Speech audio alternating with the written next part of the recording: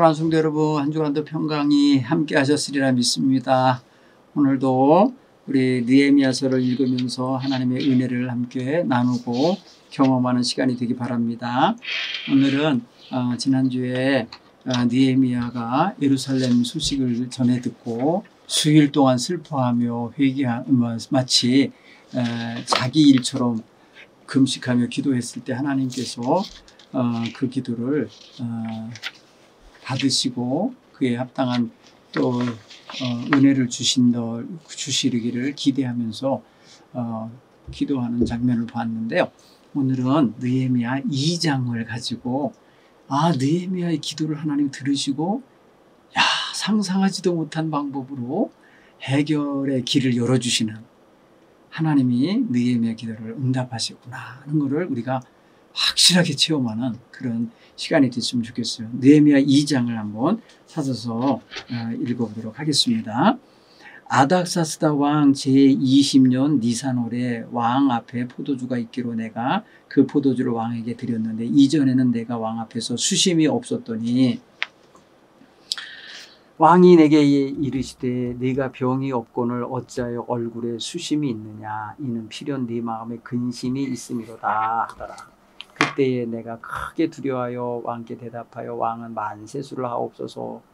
내 조상들의 묘실이 있는 성읍이 이제까지 황폐하고 성문이 불탔다오니 내가 어찌 얼굴에 수심이 없사오리까 하니 왕이 내게 이르되 그러면 네가 무엇을 원하느냐 하시기로 내가 곧 하늘의 하나님께 묵도하고 왕에게 아뢰되 왕이 만일 좋게 여기시고 종이 왕의 목전에서 은혜를 얻어 싸우면 나를 유다 땅 나의 조상들의 묘실이 있는 성읍에 보내어 그 성을 건축하게 하옵소서 하였는데 그때 왕후도 왕 곁에 앉아 있었더라. 왕이 내게 이르시되 네가 몇 날에 다녀올 길이며 어느 때에 돌아오겠느냐 하고 왕이 나를 보내기로 좋게 여기시기로 내가 기한을 정하고 내가 또 왕에게 아뢰되 왕이 만일 좋게 여기시거든 강서쪽 총독들에게 내리시는 조서를 내게 주사 그들이 나를 용납하여 유다에 들어가기까지 통과하게 하시고 또 왕의 살림 감독 아삽에게 조서를 내리사 그가 성전에 속한 영문의 문과 성곽과 내가 들어갈 집을 위하여 들보로 쓸 제목을 내게 주게 하옵소서 하매 내 하나님의 선한 손이 나를 도우심으로 왕이 허락하고 군대 장관과 마병을 보내어 나와 함께 하게 하시기로 내가 강서쪽에 있는 총독들에게 이르러 왕의 조서를 전하였더니 호론 사람 산발랏과 종이었던 암몬 사람 도비아가 이스라엘 자손을 흥왕하게 하려는 사람이 왔다 함을 듣고 심히 근심하더라. 내가 예루살렘에 이르러 머문 지 사흘 만에 내 하나님께서 예루살렘을 위하여 무엇을 할 것인지 내 마음에 주신 것을 내가 아무에게도 말하지 아니하고 밤에 일어나 몇몇 사람과 함께 나아갈새 내가 탄 짐승 외에는 다른 짐승이 없더라. 그 밤에 골짜기 문에서 나가 용종으로부터 분문에 이르는 동안에 보니 예루살렘 성벽이 다 무너졌고 성문은 불탔더라. 앞으로 나아가 샘문과 왕의 못에 이르러서는 탄 짐승이 지나갈 곳이 없는지라. 그 밤에 시내를 따라 올라가서 성벽을 살펴본 후에 돌아와서 골짜기 문으로 돌아왔으나 방백들은 내가 어디 갔었으며 무엇을 하였는지 알지 못하고 나도 그 일을 유다 사람들에게나 제사장들에게나 귀족들에게나 방백들에게나 그 외에 일하는 자들에게 알리지 아니하다가 후에 그들에게 이르기를 우리가 당한 이 곤경은 너희도 보고 있는 바라. 예루살렘이 황폐하고 성문이 불탔으니 자 예루살렘 성을 건축하여 다시 수치를 당하지 말자 하고 또 그들에게 하나님의 선한 손이 나를 도우신 일과 왕이 내게 이른 말씀을 전하였더니 그들의 말이 일어나 건축하자 하고 또 모두 힘을 내어 이 선한 일을 하려 하며 호론 사람 산발랏과 종이었던 암몬 사람 도비아와 아라비아 사람 게셈이 이 말을 듣고 우리를 업신여기고 우리를 비웃어 이르되 너희가 하는 일이 무엇이냐 너희가 왕을 배반하고자 하느냐 하기로 내가 그들에게 대답하여 이르되 하늘의 하나님이 우리를 형통하게 하시리니 그의 종들인 우리가 일어나 건축하려니와 오직 너희에게는 예루살렘에서 아무 기업도 없고 권리도 없고 기억되는 바도 없다 하였느니라. 아멘. 자, 이게 아닥사스다 왕 20년 니산월에 주어진 일이었어요. 이게 그러니까 그 로마식 달력으로 연도로 표현하면 BC 444년경 445년 때쯤이에요. 그러면 이게 예수님 탄생하시기 445년 전이라고 생각하시면 돼요. 쉽게는. 그런데 이게요, 예루살렘으로 이스라엘 백성들이 538년에 돌아갔잖아요. 그죠? 그러면 약 90년 전에 이미 돌아간 거예요. 돌아간 사람들은 이미 가 있는데 이들이 지금 무너진 성벽 속에서, 성벽 근처에서 그냥 살고 있는 거예요. 성벽이 엉망됐는데. 물론 성전은 돌아가서 20년 만에 지어갖고 성전은 있었어요. 자, 느헤미야는 지금 하나님께 기도로 준비했던 사람이잖아요. 그런데 그 기도가 이제 하나님께 들려져서 하나님이 어떻게 역사하시는가 보니까 오늘 성경 이야기대로 하나님 앞에서 긍휼도 베품을 받고 또 하나님께서 그 하나님의 계명과 말씀대로 살려는 사람을 도와주신다는 사실을 경험하고 있는, 그래서 이 느헤미야는 그거를 하나님의 선한 손이 자기를 도왔다고 표현해요. 하나님의 선한 손이 자기를 도왔다고 나중에 18절에 보면은 유다 지도자들 앞에서 하나님이 나를 도와주셔서 여기까지 오게 됐고 왕도 이러이러한 명령을 내렸다, 이런 말을 전하는 거 보면은, 자, 느헤미야는 지금 하나님의 도우시는 손길을 경험하고 있다, 이렇게 보시면 돼. 여러분 여기서 그러니까 크게 일하는 하나님의 손이 보이시면 좋겠어. 하나님의 손, 큰 손. 자, 느헤미야가 이제 기도를 했는데도 여러분 그런 거 있잖아요. 기도한 사람이 얼굴에 기쁨이 충만해야 되는데 바로 응답이 돼서 알았다, 내가 너의 기도를 응답하마, 이렇게 해주시면 아마 기뻤을 건데 아마도 그 소리는 못 들었나 봐요. 그러니까 느헤미야는 기도한 사람인데 수심이 가득했다고 오늘 성경 말해요. 그렇죠? 1절에 보니까 아닥사스다 왕 제20년 니산월에 왕 앞에 포도주가 있기로 내가 그 포도주를 왕에게 드렸는데 이전에는 내가 왕 앞에서 수심이 없었는데, 이러면 수심이 뭐예요? 수심. 여러분 우리가 그냥 쉽게 생각하면은 그냥 근심, 마음의 염려, 이런 걸로 생각하면 되지 않을까 싶은데 사실은 슬픔이 깃든 어둠. 그러니까 슬픔이 깃들어 있는 어두운 얼굴, 표정이 그러니까 밝지 않은 거예요. 여러분 얼른 눈치채잖아요. 우리 사람에게 관심 있는 사람들은 사람의 표정과 얼굴만 봐도 무슨 근심이 있으시구나, 뭔가 있구나 해갖고 눈치를 보거나 금방 그 분위기를 파악하려고 노력하잖아요. 말수만 없어도요. 그렇죠? 가끔 그래요. 우리가 면전에서 늘 대하는 사람들은 더 빨리 감지합니다. 멀리 떨어졌다가 가끔 보는 사람은 저분은 늘 저렇게 뾰루뚱해, 저는 늘 저렇게 이렇게 사무적이야, 저분은 이렇게 얼굴에 이렇게 늘 인상을 쓰고 있어, 이런 식으로 볼 수도 있어요. 늘 인상 쓰는 모습만 봤다면. 그런데 웃다가 즐겁게 지낼 줄도 알고 편하게 할 줄도 알고 활기찼던 사람이 어느 날 갑자기 시무룩하고 말이 없고 이러면은 얼른 눈치채지 않겠어요? 그러니까 왕이 눈치챈 거예요. 왕이. 여러분 술관원은 평소에 왕에게 임금님 이거 한번 마셔보세요. 이거 새로 들어온 포도주예요. 이거 새로 어디서 만든 이런 겁니다. 고급 술이 외국에서 왔습니다. 이래하고서 매번 설명하면서 이렇게 즐겁게 대접해줘야 되는 게 술관원의 의무거든요. 왕이 흥을 돋궈줘야 되는 게. 흥을 꺼트리는 모습을 하고 있었던 거예요. 그날. 사실은 이게 정말 어떻게 보면 위기일 수 있어요. 위기. 너 뭐 하는 거야? 어디서 우거지상이야? 하고 왕이 꾸짖고 내쫓으면 어쩔 수 없이 끌려나가서 감옥에 갇힐 수도 있는 거잖아요. 왕 앞에서 그러고 있으면. 근데 왕이 그러질 않아요. 오늘 2절에 보니까 왕이 얼마나 따뜻한지 몰라요. 왕이 이렇게 말해요. 왕이 내게 이르실 때 내가 병이 없고는 어찌하여 얼굴에 수심이 있느냐? 이는 내 필연 내 마음에 근심이 있음이로다. 이렇게 표현해요. 간파하잖아요. 여러분 이런 자애로운 임금의 눈길이 느헤미야에게 가까이 있었다는 건 느헤미야 복이에요. 그렇죠?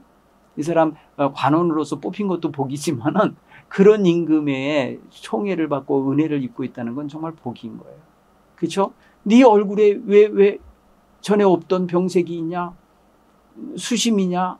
왜 슬픔과 어둠이 깃들어 있느냐? 네 마음에 뭔가 어두운 마음 어둡게 만드는 요소가 있구나. 네 마음에 슬프게 만드는 요소가 있구나.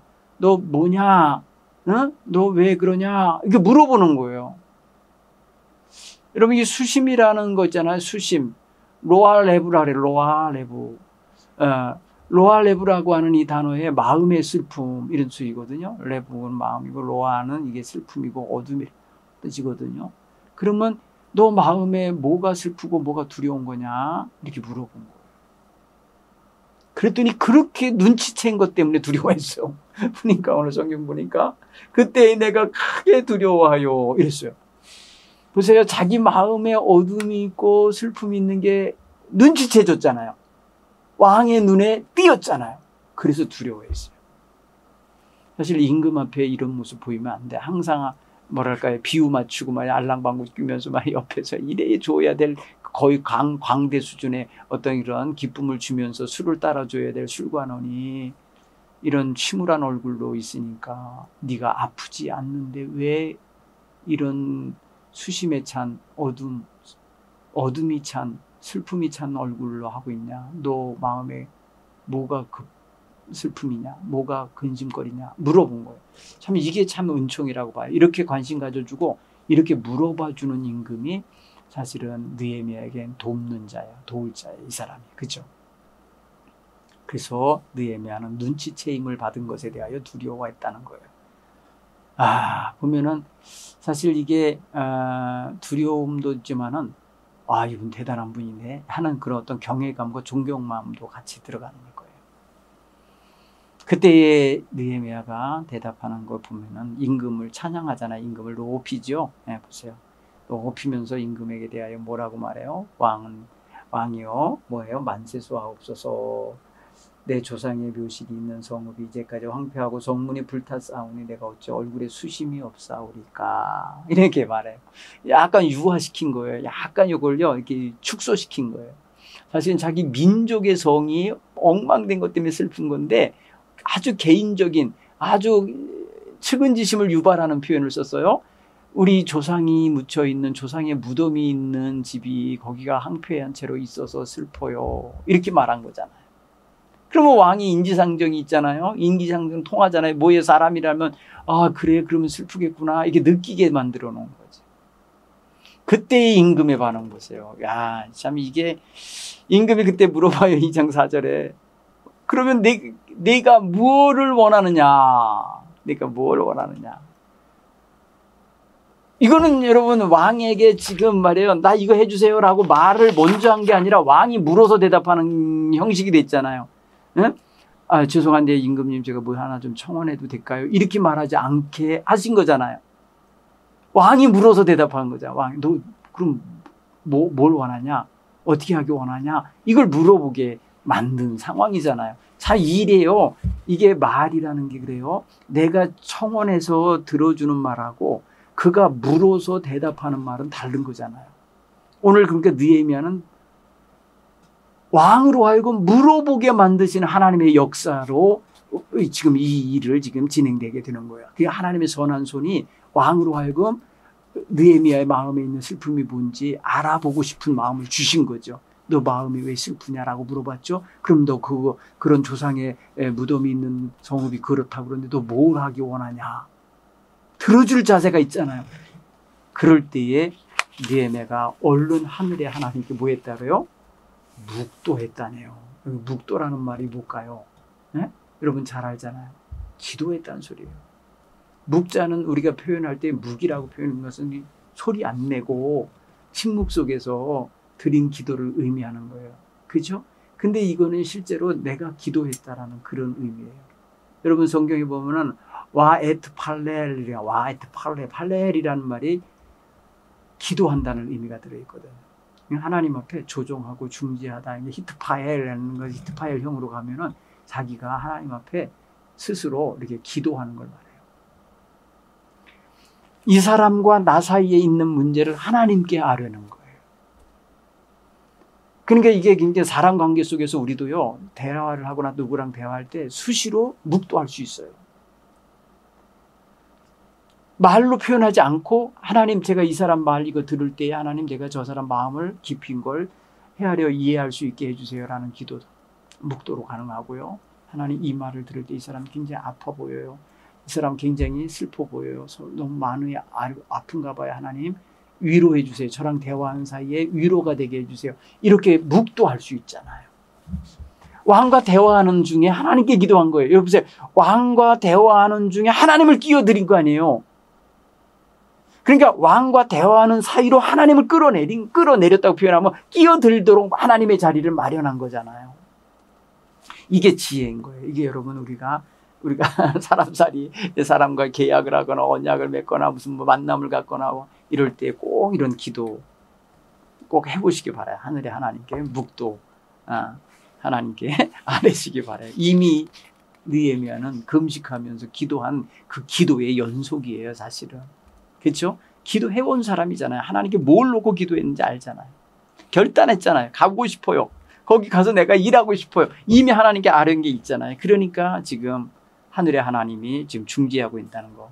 이 절대적인 권능의 손길이 지금 이 왕과 나 사이에 이 역사를 이루고 있다는 걸 알고 있잖아요. 자, 여기서 느헤미야가 가만히 보세요. 그런 기도를 쫙 하고 나서 왕과 대화를 하면서 왕에게 쭉쭉쭉 요구 조건이 몇 개가 있죠. 거기 보면은 7절부터 8절, 7절, 8절에 아니면 5절, 6절에까지 쭉 보면은 5절에 벌써 이런 게 있어요. 나를 유다 땅 나의 조상들의 묘실이 있는 성읍에 보내어 그 성을 건축하게 하옵소서. 5절에 본론을 말하죠. 5절에 여러분 이미 뭐예요? 나를 보내서 내 조상의 묘가 있는 그 성읍을 건축하게 하옵소서, 중건하게 하옵소서. 이렇게 아주 굉장히 중요한 거를 말했어요. 여러분, 이게 중요한 거예요. 왜 그러냐면 식민지거든요. 파괴시켜야 마땅하거든요. 힘을 못 쓰게 만들어야 되거든요. 왕 입장에서 식민지가 거기에 힘을 기울이거나 뭐 성을 쌓고 뭐 이러면은 사실 불안하거든요. 반역을 일으킬 수 있으니까. 그런데 지금 나의 조상의 묘실이 있는, 묘가 있는 성읍이니까 나를 보내서 그것 좀 추스릴 수 있게, 재건할 수 있게 해주세요. 그랬더니 그래, 왕비도 듣고 왕도 들었는데 그래, 보내주지 뭐. 언제쯤 갔다 언제쯤 올래? 이렇게 해갖고 기한을 정했다는 거예요. 그러니까 여기서 이미 6절에 기한 정할 때 이미 뭐예요? 왕의 마음에는 보내주기로 결정한 거예요.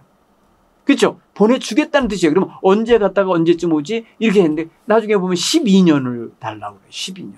아이고, 야, 며칠 동안도 아니고 12년을 갔다 오겠다고? 그러니까 그 특별 파견을 해달라는 거예요. 그 땅에. 자기는 지금 자기는 이 나라 백성이잖아요. 지금 이 나라 공무원이잖아요. 근데 저쪽에 그 자기 묘가 있는 그 조상의 묘가 있는 땅에 자기를 총독으로, 자기를 그걸 다스릴 수 있고 관리할 수 있는 자로 보내달라고 하는데 그 기간을 12년으로 나중에 정해요. 뒤에 가서 보면은 12년이 나와요. 자, 됐어요. 그리고 난 다음에 또 하나를 연이어서 내는데 그게 바로 뭐예요? 7절에 또 왕에게 내가 구합니다. 왕이 만약에 저를 은혜롭게 여겨주시고 즐겁게 받아주실 거면은 강 서쪽, 그 당시에 이제 페르시아 땅에 강이 있었는데 유프라데스 강 서쪽이 지금 유다 땅이거든요. 그 서쪽으로 가는 길목에 쭉 여러 나라를 통과해야 돼요. 총독들이 여럿이 있어요. 그 총독들의 관할지를 통과할 수 있는 통행증 용납하여 줄 수 있도록 통과할 수 있게 해주십시오라고 하는 그 7절의 통과증을 요구해요. 오케이. 그것도 해줘. 그리고 또 그냥 8절에 보면 또 왜요? 살림갑도, 왕의 살림, 나무를 관리하는 감독 아삽에게 조서를 내리셔서 저가 가는 성을 쌓아야 되니까 성곽과 성문과 또 제가 거기에 있는 동안에 거처할 집을 지을 수 있는 목재를 좀 제목을 주라고 좀 명령해 주세요. 조선에. 그리고 뭐예요? 건축 자재예요. 자재. 그죠? 그런데 9절에 보니까 하나님 앞에서, 하나님 사람 앞에서 구하지 않은 건데 왕이 주는 게 하나 덤으로 주는 게 있어요. 그게 뭐예요? 수행원들이에요. 수행원들. 보니까 뭐예요? 보호자. 보호해주는 군대를 보내요. 군대 장관과 마병을 보내요. 나와 함께하게 하시기로. 이거 멋있는 거예요. 군대를 이끌고 가게 한 거예요. 그러면 여러분 아무나 산적대나 아니면 지나가는 통과해야 될 성에서 함부로 못하죠. 왜? 군인까지 거행하고 데리고 가고 있으니까 이게 보통 행렬이 아니잖아요. 그죠? 왕이 파견한 총독의 행렬이잖아요. 이렇게 조건을 구성해 주셨다는 사실이죠. 굉장히 멋있죠. 여러분, 이게 느헤미야의 금식 기도에 대한 응답이에요. 하나님의 방법이죠. 도저히 이 느헤미야의 개인적인 로비 활동이나 뭐 이런 거 갖고 해결할 일이 아니에요. 그래서 나중에 하나님의 선한 손이 나를 도와주셨다라고 이렇게 고백을 하는 거죠. 그죠? 자, 느헤미야가 도착하자 사람들이 어떻게 했어요? 그곳에서 있는 사람 중에 거기에 백성들을 힘들게 하면서 등쳐먹고 살던 자들이 있었어요. 10절에 보니까 그게 뭐예요? 호른 사람 산발라가 조기였던 암몬 사람과 도비아라는 사람과 그 다음에 또 아라비아 사람 게셈이라는 자가 있어서 야, 이스라엘에 흥황한 사람이 왔도다 하면서 저들이 근심했다. 여러분, 새로운 지도자가 정독으로 딱 오니까 근심하는 일이 벌어져요. 누가 근심하겠어요? 그동안 이스라엘 백성들을 이용해 먹고 뺏어 먹고 등쳐 먹던 자들, 자기네들이 이용하고 우롱해 먹던 자들이 이제는 그걸 못하게 할 자가 왔다 싶으니까 근심하는 거예요. 아니, 이스라엘이 흥왕하게 되는데 왜 근심해요? 이스라엘 편이 아니기 때문에 근심하는 거예요. 자, 이런 일이 있어요. 그렇죠? 도착해갖고 또 이 현장 조사를 슬며시 합니다. 두루두루 살펴보니까 정말 성문이 완전히 무너져, 성이 무너져 있고 성문이 불타 있는 현실이 눈에 들은 대로 확인이 된 거예요. 자, 그렇게 수일 동안을 자기가 뒷조사도 하고 이 모든 성에 대한 상황 파악을 다 한 다음에 이제 느헤미야가 그 정보 수집한 것과 함께 왕명과 함께 하나님의 섭리를 가지고 말합니다. 17절, 18절 보여요. 그 후에 그들에게 이르러 우리가 당한 곤경은 너희도 보고 있는 바라. 예루살렘이 황폐하고 성문이 불탔으니 자, 예루살렘을 건축하여 다시 수치를 당하지 말자. 여러분, 백성들의 소원 중에 소원이잖아요. 이게 다 이 성문을 쌓아갖고 수치당하지 말자. 우리가 이게 한 민족인데 그래도 민족의 성이고 하나님의 성전이 있는 성인데 이렇게 무너져갖고 수치를 당했어야 되겠나, 이런 마음을 가졌지만은 할 수가 없었어요. 왕명 없이는 할 수 없는 거예요. 성을 쌓는 거는. 성을 무너뜨린 게 왕의 시대에 왕의 어떤 그런 권한 속에서 그대로 유지되고 있었기 때문에. 그러니까 왕명 없이는 쌀 수 없는 일이었기 때문에 누구도 손을 못 대고 있었던 거잖아요. 근데 이제 뭐예요?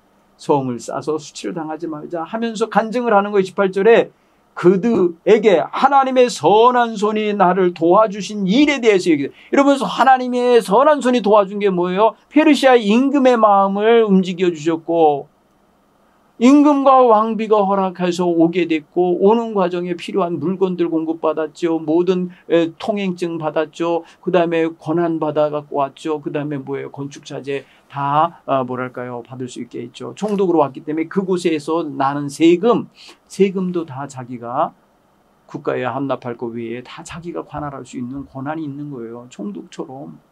그런 권한을 갖고 온 거거든요. 그러니까 그가 하나님이 선한 신이 나를 도왔다 하는 거하고 왕이 내게 이러이러한 말씀을 하셨다 하고 전달한 거예요. 왕명을. 그러니까 백성들이 모두 다 힘을 내서 이 선한 일을 행하자 하네. 여러분, 그때에 그 아까 근심하던 놈들이 있었잖아요. 이스라엘 편에 서지 않은 자들, 그 이방인들이 니네들 왕을 반역하려고 하냐, 어디 감히 왕을 배반하려고 성을 쌓으려고 하냐, 뭐 이런 식으로 말할 때 느헤미야가 담대하게 말할 때 내가 20절에 느헤미야가 선포한 거예요. 하늘의 하나님이 우리를 형통하게 하시니 그 종들인 우리가 일어나 건축하려 하는데 오직 너희는 예루살렘에서 아무 기업도 없고 권리도 없고 기억한 바도 없느니라 상관하지 마, 이렇게 한 거죠. 저리 꺼져, 뭐 이런 거죠. 얼마나 멋있어요, 그렇죠? 자, 여기 보면은 말입니다. 느헤미야가 수집한 정보와 하나님의 말씀과 가지고 이제 백성들에게 호소할 때 백성들이 응답하잖아요. 이 선한 일을 우리가 힘써 하자, 이렇게. 이게 리더십이에요. 여러분, 느헤미야의 리더십은 하나님께로부터 나와요. 이게 총독으로서 임금으로부터 오는 면도 있지만은 궁극적으로 백성들을 움직이는 힘의 원천은 하나님께로부터 와요. 하나님의 선한 손이 나를 돕고 계시다 하면서 다시는 수치를 당하지 않도록 성을 쌓자라고 할 때에 저들은 지금까지 한 140여 년 방치되어 있었던 그 땅에 그 무너진 성벽을 다시 쌓는 일을 프로젝트화 시켜서 그동안의 패배감과 잃어버렸던 그 자존감들을 다 지금 이제 패배감을 물리치고 자존감을 회복시켜서 하나님 백성으로서의 자리에 세우는 작업을 하는 거예요. 여러분, 성벽이 쌓아짓는다는 그 자체가 그들에게 있어서는 하나의 명예회복도 되고요, 잃어버렸던 어떤 자신감도 회복하는 게 되고요, 패배감을 물리치는 계기도 되고요, 여러 가지로 하나님 백성의 정체성을 회복해내는 민족 자존심을 일으켜 세우는 일이 되는 거예요. 여러분, 그 왕이 살던 성, 하나님의 성전이 있는 성이 무너져 있다는 건 수치잖아요. 그러니까 이 수치를 명하자, 이 우리가 수치를 더 이상 당하지 말자 하면서 저들을 이끌었을 때의 백성들이 다 함께 들고 일어난 거죠. 그렇게 하겠다고. 네. 자, 그래서 느헤미야가 성벽 재건을 방해하는 자들에게 선포한 말도 보면은요, 하나님의 종인 우리가, 이 성경 보면은 하늘의 하나님의 종인 우리가 일어나서 건축하려는데 너희가 왜 상관이야? 너희는 끼어들 틈이 없어. 너희는 예루살렘에 아무 기업도 없고 권리도 없고 너희는 아무런 여기에 참여할 이유가 없어. 이러면서 선을 긋잖아요. 그렇죠? 여기서 보면은요, 성벽 재건하는 것이 이스라엘만의 백성들만의 고유한 의무요, 명예회복의 현장이지, 거기에 말이에요, 이방인이 끼어들 수 없고 이방인이 참견할 수 없는 거예요. 그래서 하나님 백성으로서의 이 명예회복이 성벽 재건입니다. 성벽 재건 속에는 이스라엘 백성만 참여할 수 있어요. 예루살렘에 그 어떤 기업도 없고 권리도 없고 어떤 기억될 바도 없는 이방인들은 끼어들 필요가 없었던 거예요. 여러분, 이게 굉장히 중요한 선긋기죠. 그런 면에 있어서 꼭 구별됨이 있는 거라 생각되죠. 자, 오늘 이것을 보면서 우리 자신에게 한번 좀 적용해 보면요, 느헤미야는 그 산발랏이나 도비야 같은 그 일행이 자신을 찾아와 조롱하고 비방을 하잖아요. 늘어놓잖아요. 업신여기잖아요. 성벽 재건하는 문제에 대해서 방해하려고 그러잖아요. 근데 거기에 대해 직접 반박하거나 맞붙어서 싸우기보다는 하나님의 주신 말씀으로 대응하죠. 여러분, 우리가 우리의 삶에 대하여 회방하려는 자들, 폄하하는 자들, 조롱하고 비판하는 자들에 대해서 일일이 따질 필요 없어요. 하나님 백성답게 살면 돼요. 그냥. 하나님 백성답게 고고함을 지켜내고 거룩함을 지켜내고 의로움을 지켜내고 선함을 지켜내며 살면 되는 거예요. 그래, 하나님 백성의 명예를 그렇게 지켜내셔야 돼요. 무너지지 않아야 돼요. 그리고 우리의 삶 속에 하나님이 도우시고 계신 은혜의 손길, 선한 능력의 손길에 대하여 간증할 수 있어야 돼요. 선포해야 돼요. 오늘 저들의 좌절감을 짓누르고 있었고 패배감 속에 짓눌리고 있었던 모든 것을 떨쳐내고 일으켜 세우는 거에 보면 하나님의 선하신 손이 나를 돕고 있다라고 간증하면서 저들에게 하나님이 돕는 분이 왔구나, 하나님이 우리가 하는 일을 도우실 거구나, 이런 것을 회복시켜주고 있잖아요. 하나님 백성들은 스스로도 그렇지만은 다른 사람에게도 그러한 영향력을 끼칠 수 있어야 돼요. 하나님의 도우심과 인도하심과 주관하심 속에 들어가야 돼요. 부당하게 대우를 받을 때도 있고 비방과 폭언과 조롱과 여러 가지로 손해를 당하게 만드는 자들이 우리 앞에 방해한다 할지라도 하나님의 도우시는 선한 손길을 믿고 의지할 수 있기를 바랍니다. 로마서 12장 21절에 이런 말씀입니다. 너희는 악에게 지지 말고 선으로 악을 이기라. 선으로 악을 이기는 길은요, 이 선이라는 게 뭐예요? 하나님 백성다운 도리예요. 하나님의 백성으로서 살아야 할 삶의 지침이에요. 이거대로 살면서 악을 이길 수 있다는 거예요. 그래서 여러분, 우리는 항상 하나님의 백성답게 살아가야 되길 바라요. 자, 느헤미야는 하나님의 인도하심을 믿고 기도하면서 성전 재건 공사를 준비하죠. 일단은 현장 파악하죠. 그리고 백성의 지도자들과 백성들을 모아서 자신에게 주신 하나님의 비전을 공유한다고요. 그러니까 공유할 때는 이미 패배감과 좌절감 속에 있는 사람들을 일으켜 세우고 저들에게 희망을 주지 않고서는 공유가 안 일어나요. 다시 우리는 수치를 당하지 말자. 이게 얼마나 수치스러운 것이냐. 하나님의 백성으로서 하나님의 성이 무너져 있고 하나님의 이름을 두고 있는 이 거룩한 성이 이렇게 참담한 형실에 놓이면 되겠냐 하면서 자기가 기도하면서 금식하면서 하나님 앞에 결단한 그 내용을 그대로 이 백성에게, 현장에 있는 백성에게 전이시키는 거예요. 이렇게 공유해 오는 거예요. 그때 그 하나님과의 관계 속에서 자기가 하나님께 맡기고 의지했을 때 하나님이 성취할 수 있도록 하나님께 길을 열어주시고 왕의 마음을 움직여주시고 왕에게 모든 걸 허락받고 오게 하신 이 모든 과정 속에서 도우시는 하나님의 손길에 대하여 그는 당당하게 선포하면서 하나님의 뜻에 응답하도록 하고 있다는 거죠. 그러니까 백성들이 다 흥분된 마음으로 합시다. 우리 이 선한 일에 동참합시다 하며 일어날 수 있었다는 거죠. 여러분, 다른 사람을 하나님의 선한 일에 동참하게 하려면 내가 먼저 하나님의 일에 대한 확신을 가지고 하나님의 뜻에 따라 확실하게 행하는 이런 자세와 태도가 있어야 된다고 봅니다. 자, 느헤미야는 왕이 자신에게 원하는 것을 물었을 때 하나님께 조용히 기도했잖아요. 묵도했다 그랬잖아요. 그리고 왕이 자신의 청을 막 들어줄 때 하나님의 선하신 손길이 도와주는 것을 확신했기 때문에 이것도 주시고요, 이것도 주시고 이렇게 해주세요 하고 연이어서 청원하는 걸 알 수 있어요. 이게 멋있는 것 같아요. 여러분, 기도로 준비한 사람 앞에 막힘이 없어요. 기도로 준비된 사람 앞에는 하나님의 은총이 한번 열리면 쫙쫙쫙쫙 열리는 거예요. 한번 열어줬다가 또 막고선 고통스럽게 하시지 않으신 거예요. 애달프게 만들지 않으세요. 하나님의 문을 여실 때 왕의 마음을 열어서 언제 어디부터 언제까지 갔다 올 거니 기한 정할 때부터 이미 벌써 내주기로 작정한 마음을 주셨잖아요. 그러니까 그가 요구하는 거 다 들어오고 요구하지 않은 것까지 더해준 게 군사를 덧입혀 준 거예요. 군사까지 동원시켜 동행케 해주고 있는 거예요. 그의 호위병사들을. 멋지잖아요. 그렇죠? 어떻게 보면은 참 아름다운 모습이라고 생각합니다. 근데 오늘 우리가 그런 면에 있어서 우리 마음에 하나님께 한번 청원을 드리면 하나님의 선하신 손이 도와주신다. 이걸 믿고 갈 수 있기를 바랍니다. 기도로 준비된 사람은 항상 하나님의 도움이 있다. 하나님이 인도하시는 비전 속에 들어있는 사람은 하나님이 비전만 주시는 게 아니라 그 비전을 이룰 수 있는 힘도 주시고 물질도 주시고 동역할 사람도 붙여주시고 방법도 알게 하신다는 거예요. 종합 선물 세트죠. 이런 기도의 응답을 받으시면서 살아가시는 우리 귀한 성도님들 되시기 바랍니다. 오늘도 이 말씀을 마음에 묵상하며 한 번 더 좀 읽어보시고요. 한 주간도 이 말씀 안에서 하나님의 도우심을 구하고 도우심을 구한 그대로 응답받는 체험을 하시면서 살아가는 이런 아주 행복한 신앙인들이 되시기를 축원합니다. 감사합니다. 다음 주에 또 뵙겠습니다.